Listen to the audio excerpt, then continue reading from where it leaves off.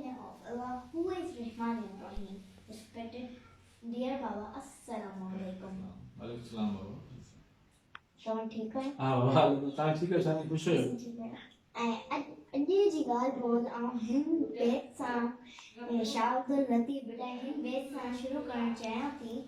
वेठे वण पवन सुते मिलन न सुपरी, वेठे वण पवन सुते मिलन न सुपरी, जिवे मथा रंदन हुन आजन मिले दिन यो इंतहाई तव्हां जेके शाह साहब जी जेका नंढी शाह साहब जे बैत ॿुधायो आहिनि शाइरी ॿुधाई आहे तव्हां। वेठे वण पवन सुते मिलन न सुपरी। ॾिसो माना शाह साहब फरमाए थो बल्कि अल्लाह ताला फरमाए थो तव्हां जेके वेठा हूंदो जो तव्हांखे मंज़िल कोन मिले। सिपरी माना मंज़िल तव्हांजो मक़सदु आहे मंज़िल आहे। वेठे वर न पवन मां तव्हां वेही रहो इन तव्हांखे वर पइजी अंदरि सुम्ही रहो ऐं सुते मिलन न सिपरी। सुता पिया हूंदो तव्हांखे मंज़िल कॾहिं कोन मिलंदी। मंज़िल हमेशह हुनखे मिलंदी आहे जेको माण्हू महिनत कंदो आहे। हिनजो अॻु मिसरो कीअं आहे?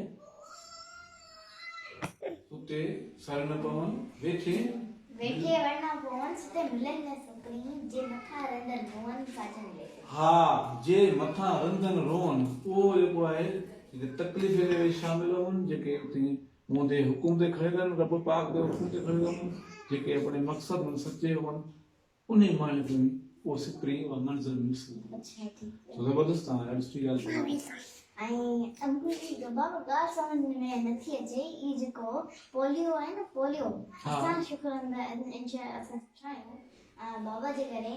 ऐं जेको पोलियो पहिरीं वारो साल हो जेको 2019 उनमें 123 हुआ इनमें।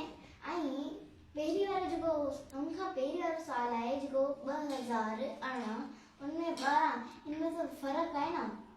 ये फर्क है जाने 2018 का ॻाल्हि था करियूं न 12 ॿारनि खे पोलियो जो वायरस रिकॉर्ड थियो आहे। ऐं वरी 2019 में असां अञा सोच में हुआसीं त इहो 12 मांग जी घटिजी 5 या 3 जी बीहंदो। वरी अफ़सोस इहो थियो जो 123 थी आहे। हाणे ॾिसो ॻाल्हि इहा बाबा तमामु ॾुखियो मामिलो आहे पाकिस्तान जे लाइ। हाणे इन जे लाइ इहो आहे त माइटनि खे घुरिजे जेके माइटनि जिन जा बचड़ा आहिनि जिन जी उमिरि 5 साल ताईं आहे उन्हनि सभिनी ॿारनि खे पोलियो कतरा पिया आहिनि। पहिरीं ॻाल्हि ॾिसो पंहिंजे घर में हर महीने ईंदा आहिनि न या आयरन वारा सभु पोलियो पींदा आहिनि न हर अब तव्हां पोलियो कतरा पींदा आहिनि आज पींदा आहिनि हर महीने पींदा आहिनि छो करे पींदा आहिनि बाबा तुंहिंजा ॿार पोलियो कतरा न पींदा तव्हां जे न पीता हूंदा त आउं सम्झंदो त पाण त पोइ अलाह न करे पाण जी बीमारी में ॿार शिकार थी सघे थो। इन करे पहिरीं ज़िम्मेवारी माइटनि जी आहे।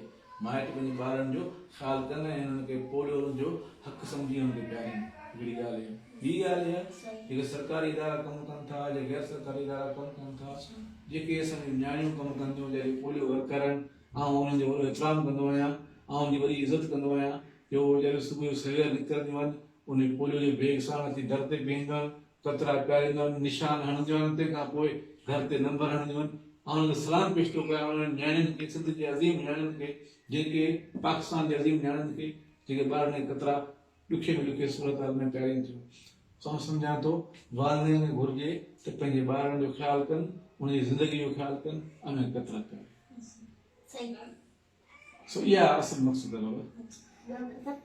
ॿियो सभु ख़ैरु आहे तव्हां ठीकु आहे सभु ख़ैरु पोइ छा अॼु जो मौज़ू ॻाल्हि ॿोल पाण जेके हिन ते पाण ख़तमु था कयूं वरी सुभाणे इंशाअल्लाह कंहिं नवे मौज़ू सां पाण शामिल थींदासीं। वॾी महिरबानी।